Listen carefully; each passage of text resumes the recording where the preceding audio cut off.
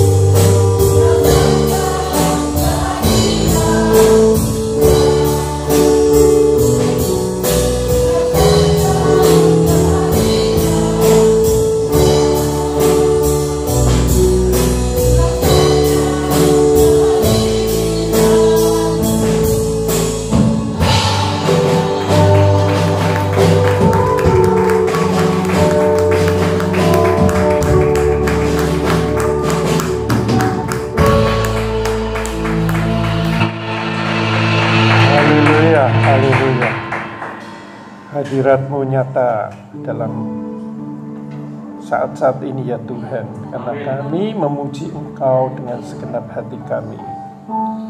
Engkau Allah yang bertahta di atas pujian anak-anak-Mu ya Tuhan. Kami bersyukur atas hadirat-Mu saat ini dan juga selanjutnya ya Tuhan. Kami akan terus memuji, memuliakan Engkau dengan hati kami, di mana Engkau disenangkan dan hadirat-Mu semakin nyata dalam hidup kami. Teristimewa juga pagi hari ini, di mana Engkau akan berbicara melalui hamba-Mu. Kami mohon juga Engkau terus menguatkan kami, memberikan kami hati dan telinga seorang murid untuk benar-benar bisa mengerti isi hati-Mu. Terima kasih Tuhan. Dalam nama Yesus Kristus yang siap menerima firman Tuhan, katakan amin. Ya, shalom saudaraku. Ya, silakan duduk. Jadi kembali ke inti ya daripada kekristenan ya, apa yang kita percayai ini ya adalah dikembalikannya ya hubungan yang telah putus oleh karena kejatuhan ya, dosa Adam dan Hawa, akhirnya hubungannya putus, mati rohani saudara ya, mati rohani. Selanjutnya melalui karya Kristus di kayu salib, Bapa mengutus Yesus ke dunia untuk mendamaikan kembali, menghidupkan kembali ya, apa yang telah putus itu, telah mati itu, rohaninya telah mati, dihidupkan kembali, dan hubungan dengan Bapa ya, melalui Kristus dikembalikan. Nah, ini mencakup semuanya saudara. Apabila kita benar-benar sudah kembali hubungan dengan Bapa, apapun yang kita hadapi, persoalan apapun, yang seruat apapun, setragis apapun, semenakutkan apapun, ya, kalau kita benar-benar sudah klik hubungan kembali dengan Bapa melalui percaya akan penebusan Kristus, semuanya itu menjadi indah dan kita mampu menangani itu, dan ujung-ujungnya menghasilkan suatu keindahan yang sebelum terjadinya itu, masalah itu, kita nggak kepikir bahwa ternyata Tuhan demikian dahsyat, Dia bisa mengubah kutuk menjadi berkat. Nah, untuk bisa ngerti berkat, nah ini orang harus tahu ngalami kutuk dulu. Bukan berarti mohon mendapat kutuk, bukan. Maksudnya kita biasanya dalam hidup ini, mayoritas manusia ini pasti akan menghadapi masalah ya. Masalah ini macam-macam sekali, bisa bisnis, bisa masalah keluarga, bisa masalah sakit penyakit. Intinya itu. Kalau kita benar-benar mau kembali berhubungan dengan Bapa surgawi kita lewat Kristus, maka kutuk itu, masalah itu justru menjadi jembatan untuk supaya kita bisa menikmati kasih karunia yang luar biasa itu.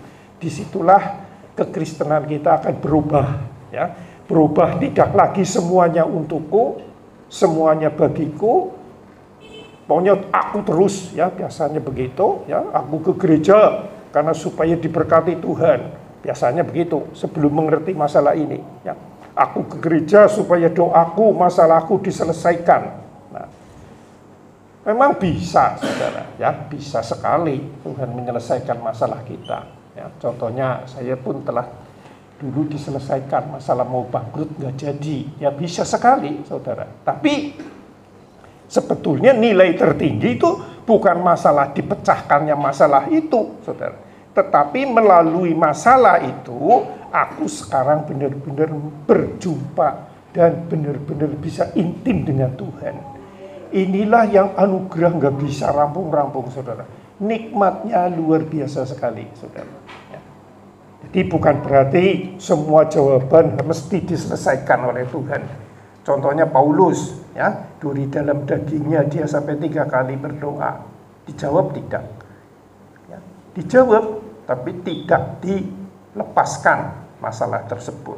Disebutkan bahwa cukup sudah kasih karuniaku, justru dalam penderitaanmu itulah kelemahanku, justru dalam kelemahanmu itulah kuasaku nyata. Nah, ini yang kadang-kadang kita sulit bisa nerima, saudara.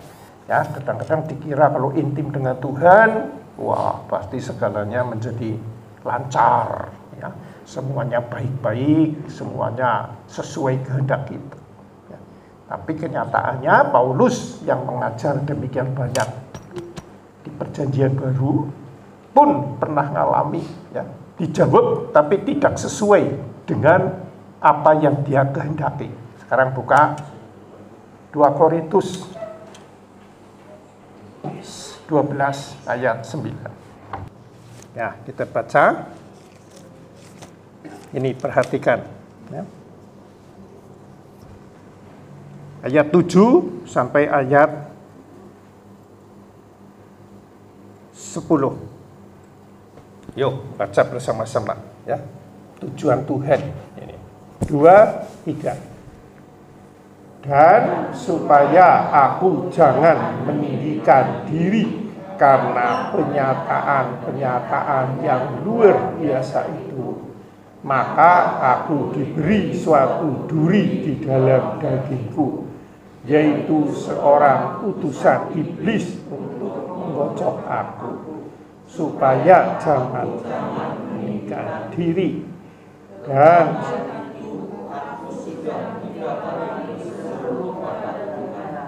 supaya utusan iblis itu mundur daripadaku, tetapi jawab Tuhan kepadaku, cukuplah kasih karuniaku, sebab justru dalam kehidupan kuasaku menjadi sempurna.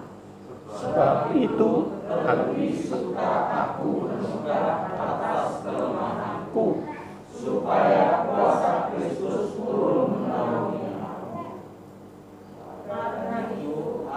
Sedangkan di dalam kelemahan, di dalam siksaan, di dalam kesukaran, dalam penganiayaan dan kesesakan oleh karena Kristus. Sebab jika aku lemah, maka aku kuat. Ya, jadi ini adalah sebetulnya berlawanan sekali nih, saudara, dari kehendak manusia pada umumnya, termasuk orang Kristen. Mayoritas ini nggak bisa terima, saudara. Dikiranya kalau ikut Tuhan, harusnya Tuhan bisa menyelesaikan segalanya. Sakit, penyakit, keluarga, bisnis, bisa semua. Memang sekali lagi, bukannya nggak bisa. Tapi ingat, sebetulnya, saudara, ini yang lebih bermutu itu. Ya. Tidak dijawab, saudara. Ya dijawabnya itu tadi, tidak dilepaskan. Ya. Tetapi justru Tuhan mau supaya kita lebih dalam masuk ke dalam Dia, mengenal akan kuasanya, kasih karunia-Nya, tidak terpancang kepada hal-hal yang menyebabkan kita sulit atau kesukaran dan macam-macam hal-hal dunia yang menjadikan kita menderita. Itu menjadi nomor sekian. Sekarang yang penting aku benar-benar bisa dekat Tuhan, ya. Justru di dalam kelemahanku lah aku semakin bersandar kepada Tuhan. Tidak sombong lagi. Ya. Nah, kalau Paulus ini pernah diangkat ke surga tingkat 3 menjadi sombong. Ya. Nah, mungkin kita ya nggak pernah ya. Mungkin nggak ada yang ngalami seperti Paulus. Tetapi mungkin kita sombong ya. Setelah punya uang, setelah punya macam-macam itu menjadi kurang dekat Tuhan ya. Menjadi rasanya sudah cukup. Ya sudah nggak perlulah Tuhan-Tuhanan. Yang penting tetap ya. Yang penting saya sebagai orang Kristen yang mengakui orang Kristen tapi ya tidak serius dengan Tuhan. Nah, disitulah ya Tuhan berbicara. Karena engkau sombong, jadi maka ada masalah dalam hidupmu. Nah, tapi janganlah masalah tersebut menjadikan kita jatuh atau menjauh dari Tuhan. Justru dengan masalah ini kalau kita berubah, saudara, jangan fokuskan kepada masalah kita, tapi fokuskanlah kepada Tuhan. Bahwa Tuhan rindu sekali mengembalikan hubungan kita dengan Tuhan. Dan sekarang sudah disediakan lewat karyanya Kristus di kayu salib. Kita harus lebih sungguh-sungguh, saudara. Apa maknanya penderitaan ini terhadap saya? Memang saya andil salah, ataupun mungkin juga tidak salah secara manusiawi. Tapi aku ngerti bahwa ada sesuatu yang kau ingin bicara kepadaku melalui masalah persoalan ini. Ya. Malah disebutkan bagi Paulus, lebih baik aku dalam kesukaran, lebih baik aku di dalam penderitaan. Karena justru demikian, maka aku semakin ngerti ya, bahwa aku nggak bisa apa-apa. Dan semakin aku mau bersandar kepada Engkau. Dan hanya fokus kepada Engkau, Engkau Allah yang baik. Nah, inilah yang harus kita benar-benar tekuni, saudara. Ya. Jadi padahal ini yang namanya Paulus ini jagoan iman kan. Otomatis imannya tinggi sekali. Tetapi bukan berarti iman yang tinggi semua jawaban sesuai dengan kita akan dijawab oleh Tuhan, akan dikabulkan. Belum tentu. Ya. Tapi ada sesuatu yang lebih daripada jawaban itu, perkabulan, pengabulan itu, yaitu pribadinya dia yang semakin nyata kepada orang tersebut. Nah, inilah yang suatu berita, saudara, yang luar biasa bagi kita-kita ini yang sekarang ini mungkin sedang mengalami masalah, ya, atau sudah mengalami masalah, sudah berlalu. Itu pun menjadi kita mengenang, oh iya ya, Tuhan hebat sekali. Justru melalui masalah ini, aku semakin dekat kepada dia, ya, semakin merasakan kasihnya yang demikian besar. Walaupun masalahnya belum selesai, saudara. Ini duri dalam daging, Paulus sudah dicabut belum? Belum kan? Masih kan? Masih sakit. Ya. Tapi dia merasa bersyukur. Sudahkah kita mengalami itu? Nah, kalau belum, ya jangan mengharap, saudara. Tapi suatu saat kalau kita menghadapi masalah, ingatlah firman ini. Pasti Tuhan akan menggenapinya, ya, akan menjadi nyata Tuhan kita. Ya. Kalau dulu saya nggak mengalami masalah, jujur saja, ya, saya ya nggak sampai di sini, saudara.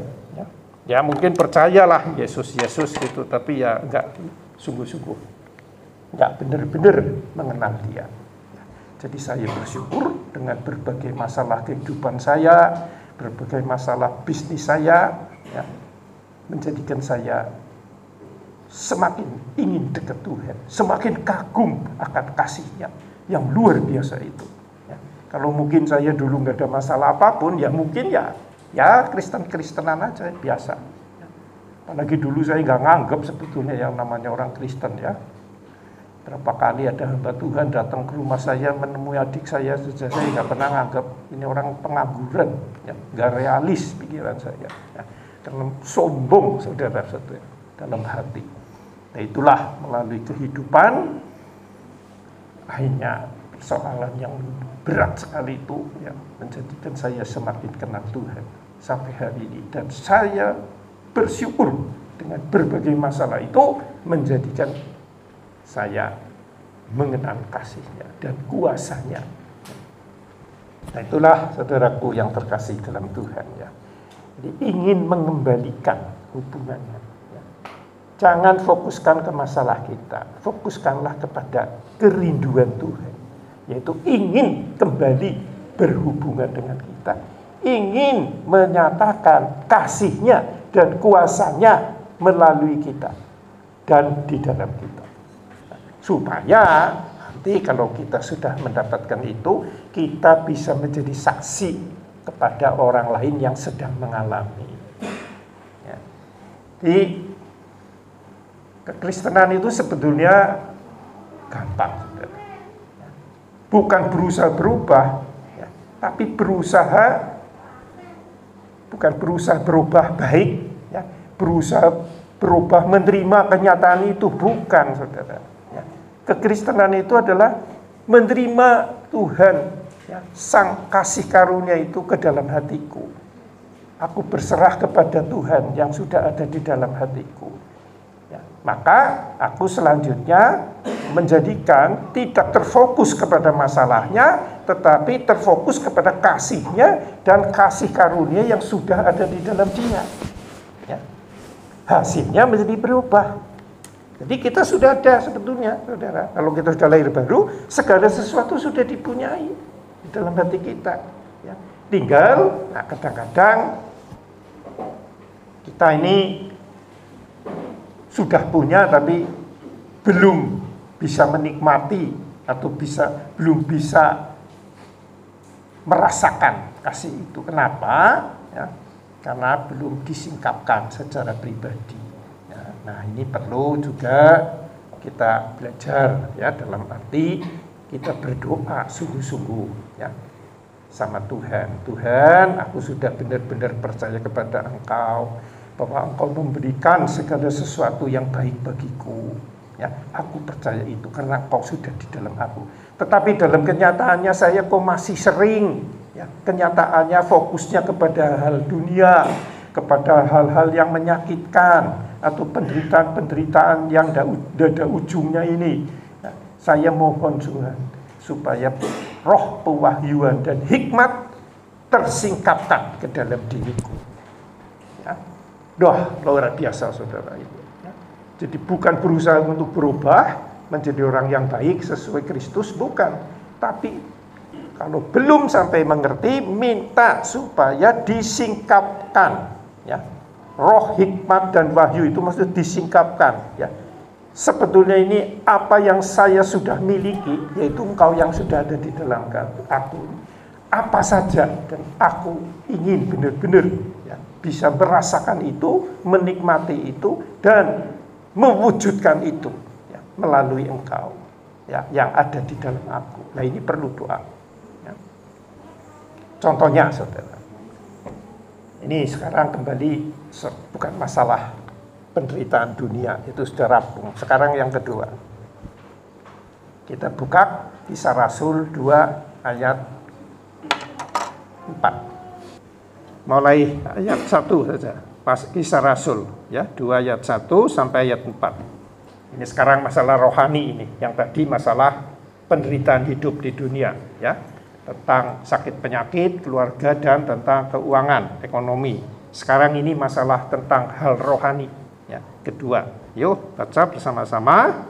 2, 3. Ketika tiba hari Pentakosta, semua orang percaya berkumpul di satu tempat. Ketika tiba dari langit, suara bunyi seperti tiupan angin keras yang memenuhi seluruh rumah di mana mereka duduk. Dan tampaklah kepada mereka gila-gila seperti yang api yang bertebaran dan menjauh pada mereka masing-masing. Maka penuhlah mereka dengan Roh Kudus.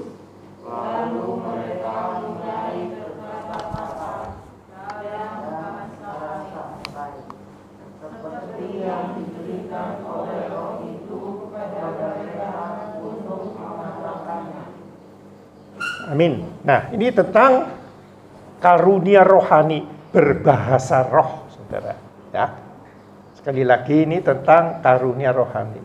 Nah, kalau kita memang benar-benar sudah percaya dan lahir baru, saudara, disebutkan ya, nih, ya, dan penuhlah mereka dengan Roh Kudus. Selanjutnya apa? Lalu mereka mulai berkata-kata dalam bahasa-bahasa lain seperti yang diberikan oleh Roh itu kepada mereka untuk mengatakannya. Jadi bukan belajar. Mudeng enggak ini? Ya, bahasa Roh ini bukan dipelajari. Ya. Kalau dia memang benar-benar sudah diurapi, sudah percaya lahir baru, diurapi oleh Roh Kudus, nah, itu nanti dari dalamnya akan muncul sendiri. Jadi bukan meminta. Sebetulnya yang diminta adalah pewahyuan bahwa aku ini benar-benar sudah percaya Engkau Tuhan dan sesuai ini, ya, aku harusnya sudah diurapi. Lah ini mungkin saya nggak ngalami, apa memang saya belum percaya benar, atau sudah percaya tapi belum ngalami ini. Saya kalau memang sudah percaya benar dan belum ngalami, aku mohon ini disingkapkan. Ya. Dan nanti ada suatu gerakan, ya ini pengalaman kebanyakan orang, termasuk saya. Ada sesuatu yang dari dalam yang muncul, nah, melalui mulut tenggorokan di hati ini muncul. Nah itulah munculnya bahasa roh. Bukan berarti mesti di gereja, saudara. Ya. Malah saya dulu di kamar, tidak sengaja, nggak minta. Ya. Cuma karena ada kerinduan yang sangat, jadi saya masuk kamar, saya berdoa, ya, muji Tuhan, lama-lama muncul bahasa itu. Jadi nggak minta saya, ya. Dan bukan dipelajari, bukan minta, muncul sendiri. Nah, dari setelah itu saya mantap, ya, berbahasa roh berapa bulan itu mantap bahwa aku menjadi orang Kristen. Maka aku dibaptis, minta dibaptis, ya. Saya malah daftar, bukan dipaksakan, bukan diajak, ya, minta dibaptis karena saya ini benar sudah mengalami urapan dari Tuhan. Ya, jadi bukan meminta, juga bukan apa, pokoknya kalau memang benar aku percaya, maka disebutkan akan berbahasa roh sesuai apa yang roh itu nyatakan kepada orang tersebut, ya kan? Jadi bukan kemauan sendiri. Itu contohnya bahasa roh. Ini dahsyat sekali, saudara. Ya, dengan adanya kembalinya hubungan kita dengan Tuhan, baik duniawi, ya, hal-hal dunia, ya, ujung-ujungnya adalah supaya kembali ke Tuhan. Juga tentang hal karunia roh, kita diberi bahasa roh bukan untuk sombong-sombongan, bukan lebih rohani, bukan lebih dewasa, bukan. Hanya puji Tuhan, aku diberi alat komunikasi, ya, dengan Roh Kudus. Kan ini bahasa roh kan bahasa dari sana. Jadi kita akan semakin dipupuk, terpupuk. Pendewasaannya akan semakin cepat, saudara. Ya, karena bisa mengeluarkan keluhan-keluhan apa yang ada di dalam roh kita kepada Tuhan. Kita memang nggak ngerti, saudara. Tetapi roh kita ngerti. Itu akan nyata sekali bahwa semakin hari kita akan menjadi semakin dekat melalui bahasa roh itu. Dan hubungannya ya kembali ke dekat ke dia. Ya, jadi dari baik masalah duniawi itu, yang masalah sakit penyakit keluarga dan keuangan, ya, maupun masalah rohani, semua hubungannya sentralnya ke Tuhan, ya, untuk semakin benar-benar dekat, ya, kepada Dia. Nah, untuk bisa itu tadi mengizinkan apa yang sudah ada di dalam kita terwujudkan, ya, yaitu Tuhan Roh Kudus di dalam kita menyatakan dirinya kepada dunia ini melalui kita. Ini perlu ini berbahasa roh ini, melalui ini kita semakin hari semakin mudah menyampaikan itu. Ya. Tetapi kalau enggak, akhirnya kita pakai otak. Ya. Jadi orang Kristen ya harus baik, harus sopan. Harus ini, harus itu. Akhirnya agamawi lagi, ya. Akhirnya usaha manusia untuk mengikuti peraturan Tuhan, untuk mengikuti karakter Tuhan. Ya, kalau pas keadaannya baik-baik bisa, tetapi kalau keadaannya tidak cocok dengan keinginan kita, biasanya muncul egonya lagi. Tapi kalau kita sudah masuk ke dalam ini, ya, masih dekat rohaninya, itu baik tidak urusan. Yang penting aku mengizinkan Roh Kudus yang sudah ada di dalam aku untuk menyatakan diriku kepada dunia yang gelap ini. Hasilnya diterima tidak terima itu urusan Anda dan Tuhan, ya. Bagi saya yang penting mengungkapkan apa yang sudah ada di dalam aku. Nah, ini sekali lagi hanya akan lancar, ya, apabila kita bahasa roh itu maksudnya benar-benar dekat Tuhan, maksudnya kita melalui berbahasa roh. Kalau enggak, kita akan berbuat baik, biasanya ya ujung-ujungnya ada unsur egonya sendiri, ya. Karena berbahasa roh itu, saat kita berbahasa roh itu lupa diri seperti itu. Tapi ingat, tapi bisa ngerti, bukan kesurupan. Tapi fokusnya itu benar-benar ke dalam sana, saudara. Ya. Jadi segala sesuatunya ini kayak lenyap, tapi ngerti ada apa gitu, ada suara, ada apa, tapi ada ngerti, ya, ada telepon bunyi juga ngerti, ya. Tetapi tetap konsentrasinya ke dia. Ya, jadi istilahnya yang saya alami ini semakin benar-benar membesarkan Tuhan gitu. Bukan di mulut tapi di hati muncul lewat mulut, saudara. Ngerti ya maksudnya? Bukan di mulut cuma puji-pujian, engkau baik, engkau besar, bukan, dari dalam sana. Jadi bukannya kesurupan, saudara, bukan, ya. Tetapi ada dua alam, saudara. Alam roh di sana, di hati ini yang bergejolak itu, terus muncul suara, ikuti terus. Dan ada juga telinga fisik, ya, yang bisa mendengar, ya, ada telepon, tapi nggak mikirin, dah nanti nggak kebawa gitu. Nah itu berlatih gitu. Ya. Nah itulah sebetulnya itu kehendak Tuhan, ya. Karena setelah ini, setelah semakin banyak berbahasa roh, kesadaran akan Tuhan semakin kuat. Kesadaran akan diri sendiri, ego itu semakin kecil, saudara. Maka Tuhan akan semakin leluasa memakai orang tersebut untuk bersaksi, ya. Tuhan disenangkan, hubungannya dengan Tuhan semakin dekat, ya. Artinya sekarang sih sudah ada di dalam kita, tetapi kalau nggak melalui hal seperti ini, ada seperti sendiri-sendiri, ya. Seperti keluarga lah, bisa ya secara resmi sudah bersuami, beristri, nikah, tapi hidupnya sendiri-sendiri. Ya tidak cerai, tetapi dulu gua. Ya, hartanya ya sendiri-sendiri, apa-apanya sendiri-sendiri. Ya, secara hukum tidak cerai, keluarga yang harmonis dari luar, tapi dalam hati ini sebetulnya sudah retak. Nah, kalau melalui bahasa roh ini adalah suatu alat untuk semakin jalinannya itu semakin kuat dengan Tuhan. Ya, jadi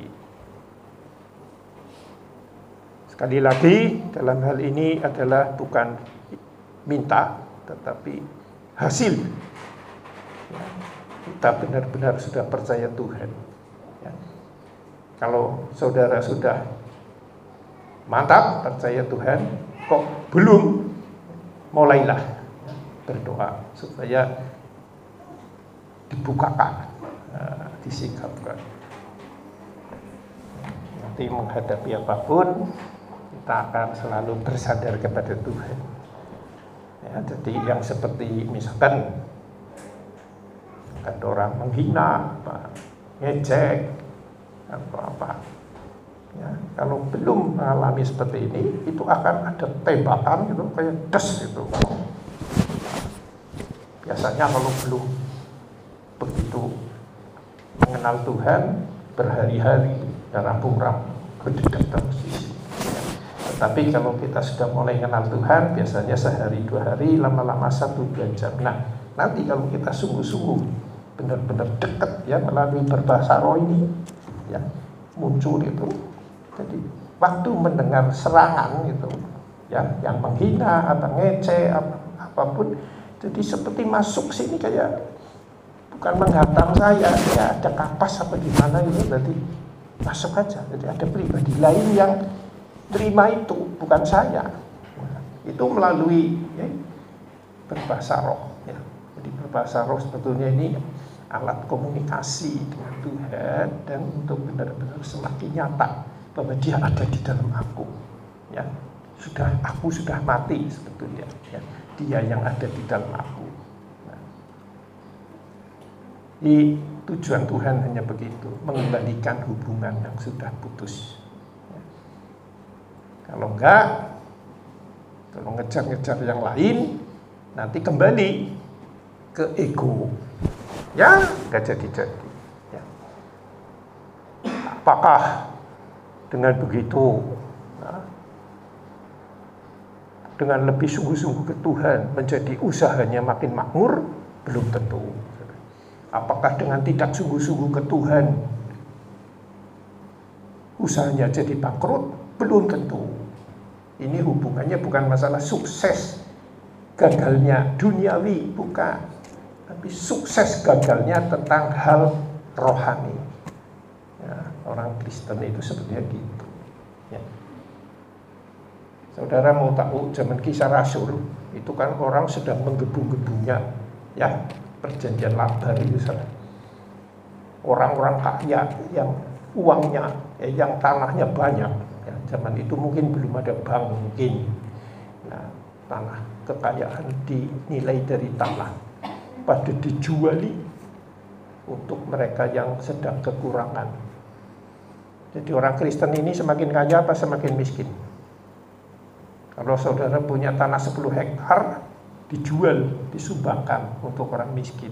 Yang karena imannya, ya waktu itu diburu, ya, pada dipecat dari kerjaan, malah banyak disiksa, dibunuh. Ya, saudara terbeban untuk menjual tanah itu. Ya, berbondong-bondong pada jual. Berarti tanda miskin apa tambah kaya? Kalau dulu 10 hektar dijual 3 hektar, berarti mengurangi tidak hartanya? Mengurangi. Tetapi dia kaya di dalam roh, bahwa aku sekarang tidak terkendali, ya, oleh hal materi itu. Ya. Jadi Tuhan sebetulnya melalui dikembalikan hubungannya kita dengan Tuhan, sama dengan melepaskan kita dari keterikatan kita kepada dunia ini. Tapi kita masih hidup di dunia, masih bekerja. Ya. Itulah sebetulnya kekristenan, saudara. Jadi bukan kesuksesan dunia yang dicari, bukan. Tapi kesuksesan, keintiman, kembalinya hubungan kita dengan Tuhan. Ya. Itulah yang sebetulnya kita pelajari, saudara. Nggak ada yang lain. Nggak ada yang lain. Nah, contohnya banyak sekali lah.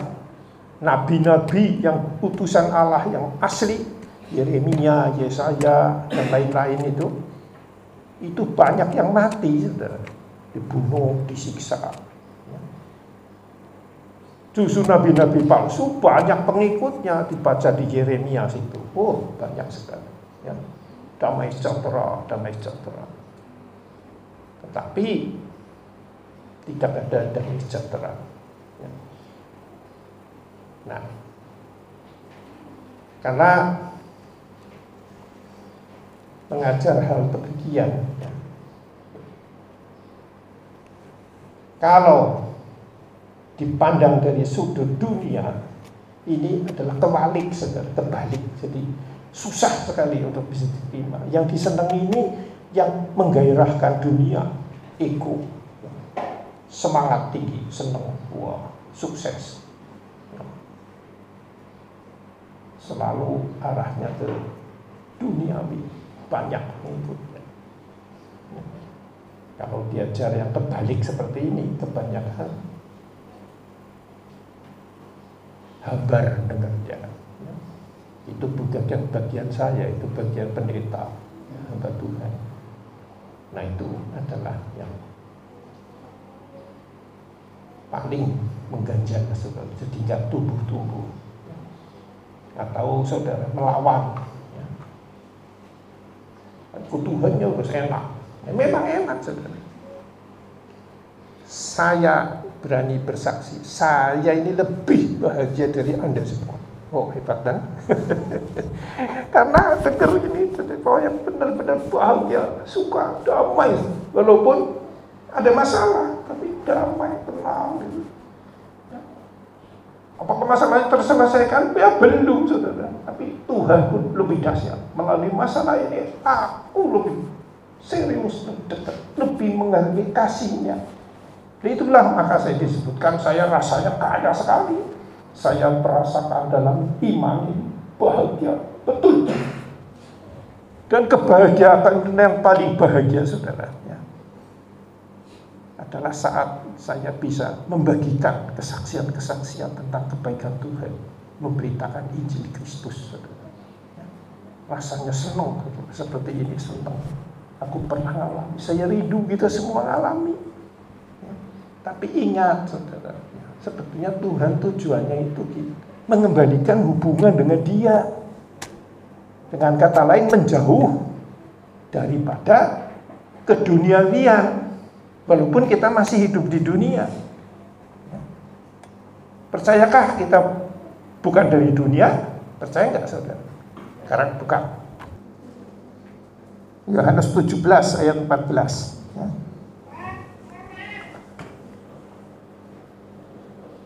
Ya, baca ya bersama-sama ini. Sadarilah bahwa kita ini bukan dari dunia ini, ya. Sudah dipindahkan, ya, dari duniawi ke arah rohani. Ingat ini, kalau sudah lahir baru ya saudara. Ya. Ayo baca 2, 3.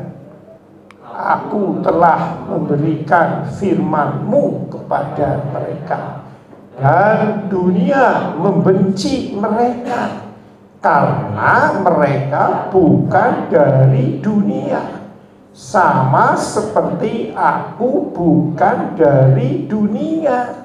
Ini dulu ya. Sudahkah saudara merasakan ini? Ya. Kita ini bukan dari dunia, dan dunia ini bertolak belakang, membenci kita, benturan dengan kita. Ya. Gak percaya kita ke luar sana ngomong sedikit aja lah tentang Kristus. Ya, nanti pikirannya Allah ini apa? Ya, yang dulunya mungkin dekat, hopeng, bisa menjadi tidak jadi sahabat lagi gara-gara Tuhan. Ya. Tapi kalau cerita tentang kepercayaan lain, enggak. Nah, ini anehnya di situ. Ya, terus ke 15. Yuk buka. Tute 15. 2, 3. Aku tidak meminta supaya engkau mengambil mereka dari dunia, tetapi supaya engkau melindungi mereka daripada yang jahat. Ya. Jadi Tuhan tidak menghendaki kita langsung pulang surga, bukan. Percaya langsung naik surga kayak penjahat itu yang di samping salib itu kan mati langsung bertobat langsung masuk surga. Dia enggak, Tuhan tidak menghendaki kepada kita demikian. Nah, tetapi supaya engkau melindungi mereka daripada yang jahat. Jadi bukan berarti ini tidak ada masalah, saudara. Maksudnya jangan kita sampai terkuasai oleh kehendak si jahat itu melalui masalah kita. Ya, jadi misalkan apa masalah apapun ya, keluarga, masalah apapun, sampai kita tercekam, stres, sampai lupa Tuhan. Aduh, saya bingung sekali. Nah ini, kalau sampai keadaannya seperti itu, Anda atau saya itu dalam keadaan tercengkram oleh si jahat. Ngerti nggak, saudaraku? Yang namanya dilindungi ini, ya, engkau melindungi mereka daripada si jahat. Maksudnya Tuhan menghendaki, ya, kita jangan sampai tercengkram, terkuasai oleh masalah yang sedang kita hadapi tentang hal-hal duniawi, ya, di mana itu semua sebenarnya tujuan iblis supaya kita dekat ke Dia, ya, bukan dekat ke Tuhan. Mengerti, saudaraku?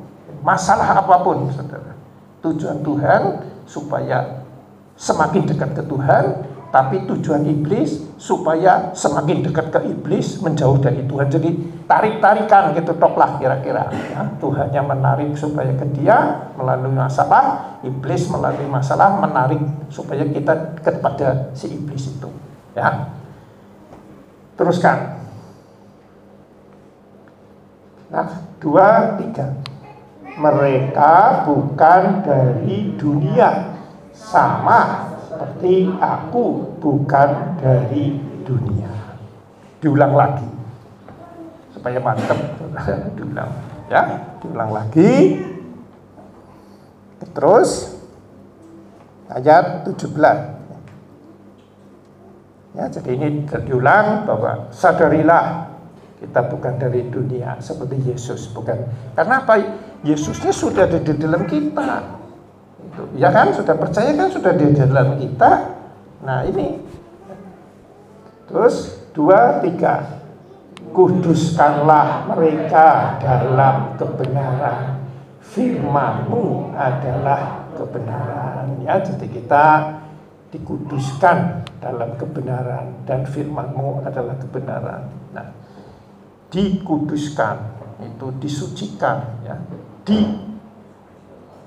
dikhususkan, ya, melalui firman Tuhan, ya, kita belajar, tekuni, kita menjadi lebih kudus, lebih suci hatinya, lebih khusus, ya, melepaskan segala sesuatu yang dari dunia ini. Kita akan lebih khusus lagi, lebih dekat kepada Tuhan melalui firman-Nya, ya, karena firman itu kebenaran. Ayat 18, ya. 2, 3. Sama seperti Engkau telah mengutus aku ke dalam dunia, demikian pula aku telah mengutus mereka ke dalam dunia. Ya, jadi kita ini utusan Tuhan. Amin. Utusan apa? Bersaksi, diutus untuk bersaksi tentang kasih-Nya yang melimpah melalui karyanya Dia di kayu salib dan kebangkitannya Dia sekarang ada di dalam kita. Ini yang harus disaksikan. Bukan bersaksi jual mobil untungnya banyak, jual rumah untungnya banyak, tokonya semakin laris. Itu orang dunia saksinya begitu. Kesaksian kita ini kesaksian rohani, ya, disebutkan dengan jelas kan, ya, mengutus aku, diutus kita ini telah ini. Nah, padahal Tuhan sudah ngomong telah, berarti kita sudah menjadi utusan Tuhan. Ya, itulah puji Tuhan, saudara. Bersyukur sebetulnya ini kita jadi anak Tuhan, ya. Maka bersaksilah. Ya. Yang paling membahagiakan itu, ya, setelah kita benar-benar mengalami Tuhan, itu bersaksi tentang Tuhan, bersyukur, berterima kasih. Ya, begitu. Jadi janganlah kita terbawa oleh hal apapun, ya, baik sedang susah, sedang sulit, maupun sedang makmur, sukses dunia, ya, dua-duanya jangan sampai menjadikan kita jauh ke Tuhan, tapi dekat kepada Dia. Sebab kalau kita tidak dekat kepada Tuhan, sama dengan dekatnya kepada siapa? Musuh kita. Ayatnya ada di Matius, nanti kapan-kapan saya bukakan. Kalau kamu tidak ikut aku, Tuhan ngomong, kamu berarti ikut musuh dan hancur di sana. Dicerai-beraikan kamu, berantakan hidupmu. Selamanya begitu. Nah, ada ayatnya. Tapi berhubung waktu sudah habis, ya, sesuai dengan apa yang ditetapkan, ya, kita tutup Alkitab kita, ya, kita berdoa. Kembali syukur dan terima kasih untuk pagi hari ini Tuhan, di mana Kau sampaikan isi hati-Mu, agar kami menyadari bahwa kerinduan-Mu yang terdalam adalah untuk kembali kami hubungan seperti di Taman Eden itu, ya Tuhan.